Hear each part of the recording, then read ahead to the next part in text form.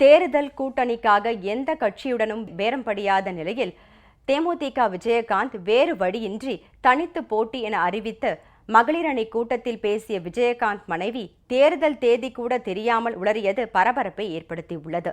தேமுதிக சார்பில் சென்னையில் நேற்று நடைபெற்ற மகளிர் அணி கூட்டத்தில் பேசிய விஜயகாந்த் மனைவி பிரேமலதா, வாக்காளர்கள் எங்கு வேண்டுமானாலும் செல்லலாம், ஆனால் மே 19ஆம் தேதிக்கு முன்னர் வந்து வாக்களிக்குமாறு தெரிவித்தது பொதுமக்களை அதிர்ச்சியில் ஆழ்த்தியுள்ளது.